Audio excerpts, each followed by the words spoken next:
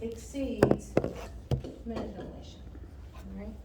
So CO2 production comes from increased metabolism, one of the things. So in other words, my little example I always give us, we're gonna line up down here and run to Tony Rand Center.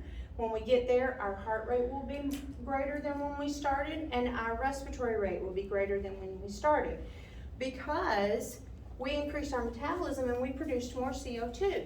And when that got to the chemoreceptors in our brain said, oh, we want to live in a homeostatic state. So we want to get rid of that CO2, and we do that by increasing the amount of blood that goes by the AC membrane and increasing the amount of times that we exchange that gas. So we increase our heart rate and we increase our respiratory rate in order to offset the CO2 production. All right, and what is our respiratory rate and tidal volume? Minute ventilation. Minute ventilation. So it equals our CO2 production, and our brain makes that happen. If, for instance, we are a COPDer, the CO2 production goes up, but it may tell our brain, oh, go to sleep.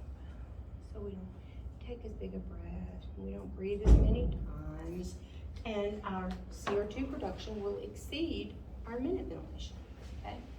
Our patient is, had a drug overdose, all right? And it has suppressed the respiratory center. So we don't breathe as much, but we're still producing CO2. So this is, again, exceeded our minute ventilation. And that, in short form, is what this says, okay? CO2 production exceeds CO2 removal. That's how vent failure happens, okay? Causes of vent failure: hypoventilation, VQ mismatch, intrapulmonary shunting, and diffusion defects. That's the short version, okay? But this is what you need to know for the test. You need to know that.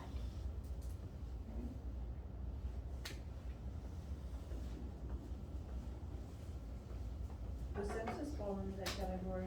What's that? Sepsis. It can. Anything that, This is for CO2. yes, anything that will cause either the CO2 to rise excessively or the minute ventilation to fall is going to offset this balance, okay? So CO2 production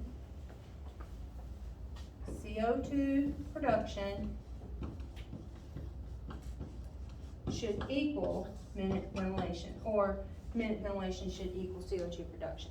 It should be in balance. And anything that can affect either side of that is going to throw that off and cause vent failure.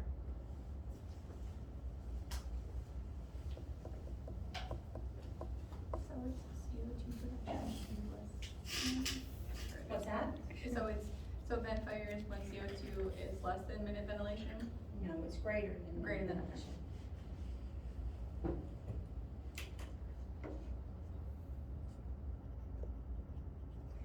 If you guys ever, lots of people have trouble with this, think about the alligator. Think about an alligator. If this side is bigger than this side, this is the big side, this is the little side. So it's always greater than. This side's bigger than that side. He wants to eat what has more food. Yeah. Alligator's hungry. The alligator wants the bigger piece of meat. Exactly. That's all I remember. I remember that Yeah. like it was yesterday. Learning that for some reason. Yeah, I have an alligator story I always tell real quick. You know, you see on these shows and stuff where they'll like rescue, not the ones that shoot the alligators and kill them, you know, not those. But like maybe, you know, you're in Florida and there's an alligator in the backyard and somebody comes to relocate it, wildlife relocation. Sometimes, though, they don't tell you that the real story is sometimes those alligators will die from the stress of the relocation. And what causes them to die is that stress increases their lactic acid. and they go into a metabolic acidosis. They go into lactic acidosis, and it will actually kill them. So, just, you know, when you're at your party, you're walking around with your drink and you wanna go, hey, guess what I know? Is One of it? your useless trivias.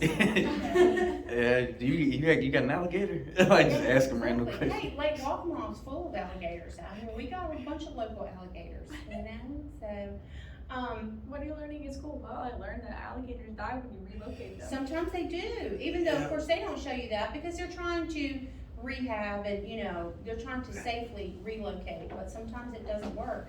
And that's why, because of the lactic acidosis from their stress. Which, by the way, when do we create lactic acidosis? Or lactic acid, when does our body create lactic acid? It doesn't have something to do with bicarb? No, not really. Okay. Think I know again. it's stored in the muscle, right?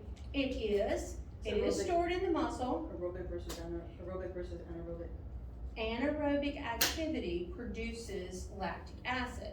So, if you put the whole big picture together, rigor mortis is caused by lactic acid. Alright, that's when your muscles get stiff after death. That is because of lactic acid that has been dumped out. Now, you do know, that rigor mortis does go away. You know that? No. It does. After a couple of hours, it goes away. So, you know, you'll see all these, you know, movies or whatever where he's stiff as a board for, you know, for forever. It's not true. Lactic acid, rigor mortis will go away. And the reason is because you still have cellular metabolism. And the reason you have rigor mortis is because there is still cellular metabolism happening even after your heart has stopped. So you don't